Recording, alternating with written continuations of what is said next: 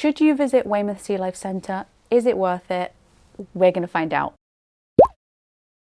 Hello everybody, welcome back, or welcome if you are new. My name's Millie. I upload Tuesdays and I try to upload Saturdays as well. It's a work in progress. So we went to Sea Life about a month ago in Weymouth, and I made a list of all the pros and cons, which we're going to go through today, and weigh up, is it worth it? Should you go? Can they improve? All of the above. So we agreed that we wanted to go for my birthday, which was at the end of March. We knew that prices on tickets were going to be more expensive if you turned up on the day rather than pre-booked, but we didn't know for sure that we wanted to go on my actual birthday, so we were prepared to pay a little bit extra. We didn't want to book the tickets and then be like, oh, we'd rather do something else, the weather's not good, blah blah blah. So we were fully prepared to pay a little bit extra. So I've just gone onto the website and I've got ticket prices here. A standard ticket is £14 if you book in advance and £21 if you don't. So all that's really included when you buy a ticket is literally just entrance. You have to pay for parking on the top, which I didn't like, but the parking is not associated with Sea Life, it's associated with Dorset Council. So you can't really have beef with Sea Life over this because, again, it's not their problem really. When we went, they were actually having work done on a part of the Sea Life. I can't remember what part of it was having done, but they closed early because of this. They were working on it when we got there, but they closed early because of this. And I don't remember it being on Facebook, on the website, on anything like that. It might have been, I don't know, but it wasn't very accessible if it was, which I kind of have beef with. So we thought they closed at like 4, 5, maybe the usual time. I can't remember when it closed. We got there at just gone 1, and they basically said, you've just got just over an hour and a bit in there. I think they might have closed at 3, which is not a lot earlier than 4 or 5, but it was still like, we had to rush. It was our fault for getting there at about 1 o'clock in the afternoon. It was our fault. However, I do have beef. I'm trying to make this as unbiased as possible, but it's coming out very beefy.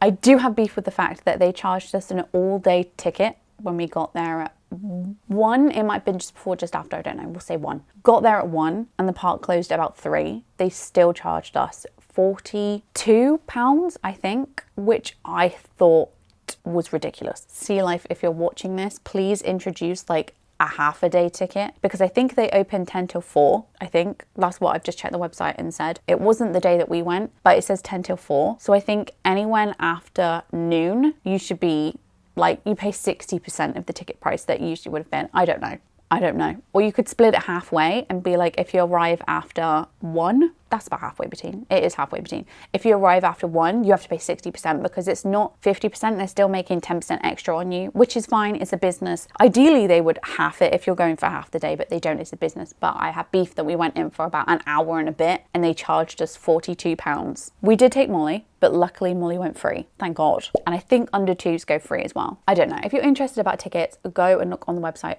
Go and look on the website because they've got different ones. There's family packages. I don't know if there's like OAPs, turtle feeding experience, otter feeding experience, etc.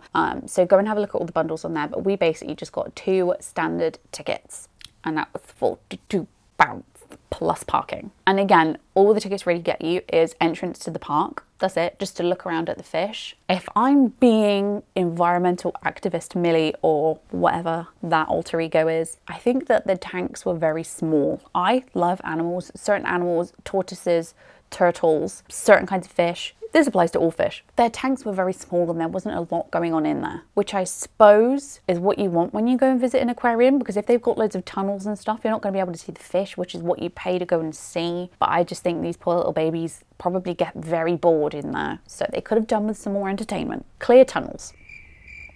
There would be no point in clear tunnels. I don't know. They could have just done with a bit more amusement activities. That's just my opinion. If I'm being really nitpicky, but I've got my critical head on. So we arrived, went in the doors, paid for parking. It wasn't very interactive. There's interactive parts, but I feel like it could have been more interactive. It was just reading a load of plaques, and there was like certain lights and stuff like that. If you want to go and watch the vlog, I will have it linked on the eye and in the description box. You can go over and watch it. But I felt like it could have been more interactive, especially because Sea Life is aimed towards kids, and kids aren't really going to want to read about stuff. Obviously, you've got the fish to look at, all the bright colours. You can look at the fish if you're a kid.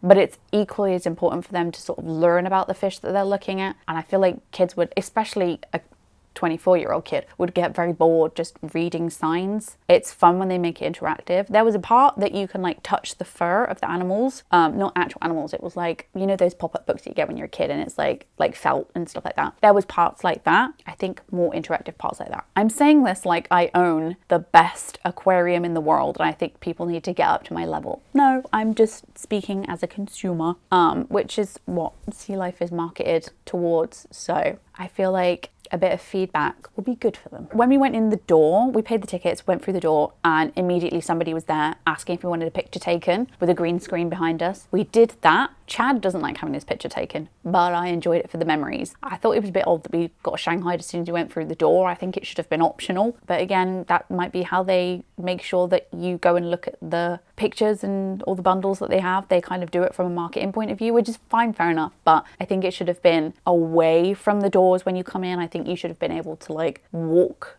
to a picture zone and have your picture taken. It should have been optional, but again, I don't really have beef with that. The picture came out really good. I think she took a couple. I can't really remember. I think she took a couple. They turned out really good. We walked to go and get them, and I think it was a package. I can't remember. I think it was, I want to say it was £35 and you got like a bunch of goodies. I'm going to have to see if I can find pictures of it and put the prices on the screen, because I don't think it's fair for me to say that, oh my God, it was £500 and then it was like 20. I'm just sort of like exaggerating because I thought it was expensive. I'm going to put the actual pictures on the screen over here, pictures on the screen of the little bundles and the prices. I'm going to try and do some Googling and find it, but they keep it very private. So they hope that you go in and then do it, I guess. But yeah, I thought the picture, me and Chad were like hedging bets of how much we thought the picture alone would have been. And it was less than what we thought. So that's a pro. We, of course, had to get the picture. I did notice, this is me being cheeky and is no way a bad reflection on them at all, because again, they have a business, they have a job to do. But I was sort of dropping like, oh, okay, it's my birthday, expecting them to sort of be like, I don't know, going above and beyond, because I know a load of other businesses do. And they were like, we can put a birthday banner on the picture for you. And I was a bit like, Krispy Kreme give you a free donut on your birthday. I'm just saying. But again, I don't have beef with them because they're not obligated to do stuff like that. They don't have to. It's just, I know other businesses and companies and places, restaurants, anywhere like that do that. So keep that in mind. Do not go to Sea Life for your birthday because they do not make it feel like your birthday. Not that they have to, but they did have the choice. So because we got there quite late in the day, we had missed quite a lot of the animal feed-ins and sort of like the animal close encounter experiences. I don't know if that's what they're called, but we missed quite a lot of them, which again was our fault. I cannot blame them. It was our fault. It's very hard to find when the animal encounters are on the website. I remember back in the day, there was a lot more included with your Sea Life Centre ticket because we went, I can't remember when I went with my parents, but they also had different themes. That's something that I do actually have beef with at Weymouth Sea Life. Why do you guys never have, I'm saying it like they're here, I'm talking to the people who want to go there. Why do they never have any of the like themes that everyone else seems to have? I remember once they had an Octonauts theme. My sister was really into Octonauts at the time. We went, we had fun. We had like a little passport that got stamped with the little Octonaut stickers. It was great. But as an adult, I'm really into Animal Crossing. I love Animal Crossing. Why? Tell me why. Every other Sea Life has the Animal Crossing collab crossover, but like Weymouth doesn't. The closest one to me is like Manchester or something like that. And it's like, I'm not going all the way to Manchester just for a Sea Life Centre that has Tom Nook there. Do you know what I mean? It's like, I don't know. Maybe it's to draw more people to the Manchester one or the London one or whatever. But it's like, would it have been that much of an inconvenience to stick up a cardboard cutout of Tom Nook? I don't think it is. But yeah, Sea Life Centre used to include, I don't think it's there anymore. I think it got knocked down, so maybe that's why you can't do it anymore. But at the end of the pavilion at Weymouth, there was like a tower thing that you go in, and you go in at the bottom, and it's like a little ring that goes whoop and top, and it sort of spins so you can look out around Weymouth and the sea and the harbour. Can you see the harbour from it? I don't know. The coast. And then it goes back down again. And there used to be like a tiny little like land train thing like you have at Centre Parks. And it takes you back and forth, I think. I don't know. At least takes you from the car park to the like the lookout tower. But yeah, there was so much more included with your ticket than there is now. So I had beef a little bit with that too. But again, Weymouth Sea Life Centre probably couldn't help the fact that the lookout tower was taken down. I don't know if they're linked. They might just let Sea Life use it. Or it all might be Sea Life's fault and I'm not mad enough. I'm sort of looking at everything that it says that explore the zones. Castaway Bay, Splash Zone and Pool. There's not a pool as such, but I think there's sort of like an outdoor like water jets that kids can go in the summer if they bring their swimming costumes. There's not a pool, I don't think. I wouldn't say it is a pool, but then again, yeah, if you're going for like a whole day as a family, pack your kids' swimming costume because there's like a little splash zone, pack a towel. There's the Fairy Penguin Island, but we couldn't do that. I think it's close encounters with penguins. I'm not sure what it looks like. We couldn't do that because we took the dog, and they said for sort of, I don't know if it was for like diseases and stuff, but we couldn't take the dog, which was again fine. We chose to take the dog. We would choose the dog over the penguins any day. But we still came kind of close to the penguins. It was just through a bit of Perspex. Night and day ocean experience, not sure what that is. Caribbean Cove, not really sure what that is. I'm trying to find like a map. Caribbean Cove. Let me try and show you what the Caribbean Cove looks like. I don't recall seeing that. Maybe I do. But very briefly, because I think that was towards the end and sort of everyone was going, oh, the park's closing soon, you need to get out, and we weren't even really like fully towards the end. We definitely did have to rush. We were rushing the whole way around, but especially towards the end. I feel like because on here it says 2 hours, you need 2 hours at the least to enjoy your trip. I think they should have stopped accepting people 2 hours in, but again, they're not going to because they're a business. They'll take people up to, I think it's 1:45, like 1:45 whatever hour the park stops and closes. That's the pool. I'm going to put the pictures on the screen. Actually, I'm going to put the pictures over screen. This is the Caribbean Cove Adventure, the play park, with like the slides and stuff for kids. I think that you don't get wet if you go in there. And the Castaway Bay Splash Zone and Pool. You have the wetlands. There is no point going to the wetlands in my opinion. On the vlog, I think you hear me, it's like something about a pond, and I'm like, we can see a pond at home, let's go and look at the other stuff. It's literally just like a pond with a load of reeds in it. Sensory garden, we didn't really see the sensory garden. It says it's all about stimulating and encouraging the basic senses: sight, smell, sound and touch.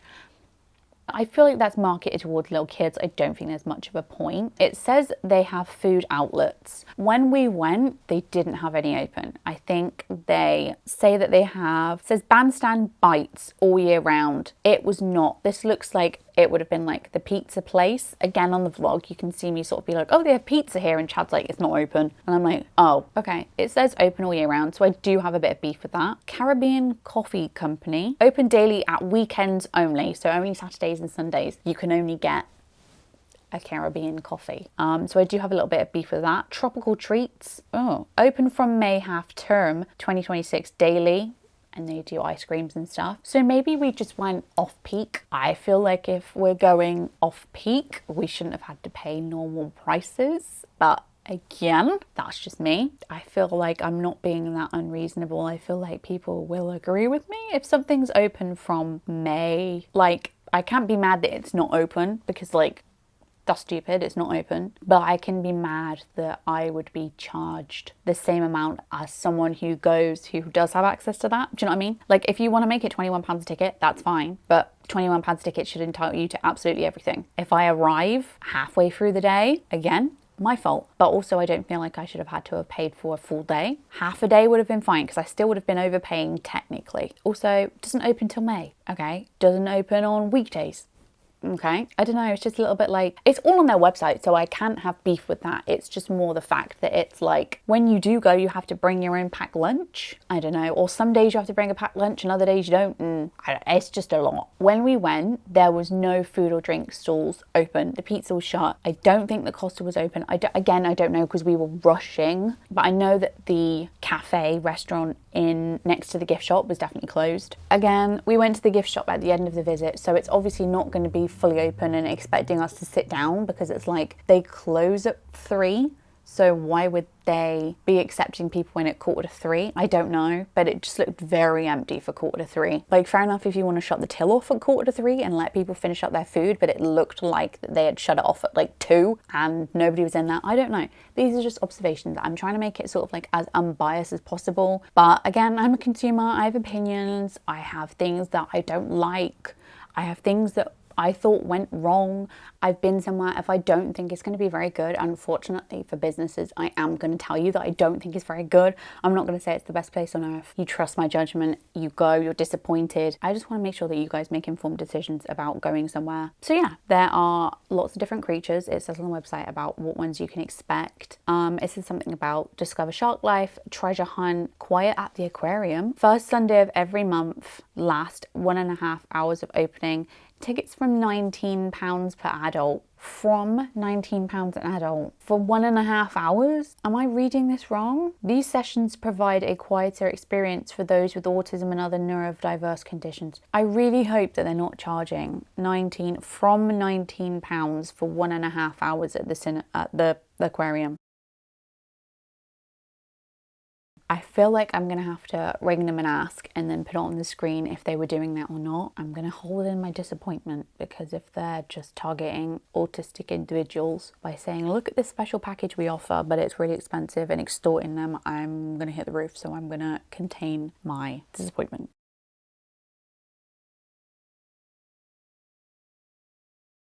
It says the last entry is at 3 p.m. and they close at 4. Personally, I don't think an hour is long enough to go through everything. You miss a lot of the feeding experiences. If you get that as they open, that's the best time that you possibly could. We've learned that from our mistakes. That's our own fault, not Sea Life's fault. There are lots of staggered animal feedings. I don't know if it's every hour or every 2 hours. I'm feeling like it might be every 2 hours. I could be wrong. Again, put it on screen. Anything that's not correct that I'm saying, editing Millie will put on the screen and fix, so don't worry. But definitely, if you want to get there and watch all of the animal feedings, get there when they open. That was something that we learned the hard way. But yeah, when we got there, he was like, oh, the otter feeding's in like 10 minutes. And we're like, there's no way in hell that we're going to be able to go through everything to get to the otter experience and be there on time. So sadly, we had to miss out on that bit, but we did go and see the seals. Nobody was feeding them, but you just kind of look over at them and they were really cute. So I'm not too mad about that. But yeah, do I think that Sea Life Centre Weymouth is worth it? Me. That's my verdict, is just me. I feel like there's a lot that they could do to improve. Like, it's not bad. Like, if you're a millionaire and you want to go, like, fair enough. Like, it's £14 or how much the ticket was, £21 is a drop in the ocean. But for other people, if you're wanting like a nice day out, I think it's not worth it. For like a normal family, I do not think it's worth it unless you go in the 6 weeks holidays and you go at 10 o'clock in the morning. Then I think it would probably be worth it. I think everything in the gift shop was sort of priced roughly how you think it should be or would be. I think we got 2 teddies for £14. I think one of them was £8 on its own. I think I got a stingray. I wish I'd got the albino axolotl, but I got the stingray, and Molly got a shark. We got Molly a teddy because it was her first aquarium visit, so we had to. But yeah, definitely go on, I don't know when was the best time to go. After the May holidays, at a weekend at 10 a.m. would probably be like the best time to go. And if I think you went all of that time, if you ticked all of these boxes and went at that moment and tickets were still £21 per person, I think that would be priced accurately. Like, I agree with that pricing. I don't think it should be any more or any less. Obviously less, but £21 is reasonable. £21 is fine for all of those things included. £21 for 2 hours at the aquarium, an hour and a bit, 2 hours at the aquarium, when half of the things were closed and we didn't see any of the animal feedings. Do I think that that is fair pricing? Absolutely not. That's what I kind of have beef with. But if you go past the May holidays on a weekend at 10 o'clock in the morning, that's fine. Like, it's yeah, I can agree with paying that much for all of those things being included, but it's just when we went, it wasn't worth it. I felt like it wasn't. And we need some upgrading with the tanks. They need more activities to do. But yes, that is my final verdict. If you enjoyed the video, give it a thumbs up, subscribe to the channel, comment below what your opinions are. Was I too harsh? Comment below if you've ever been to a Sea Life Centre, which one's your favourite, and I will see you very, very soon for another video.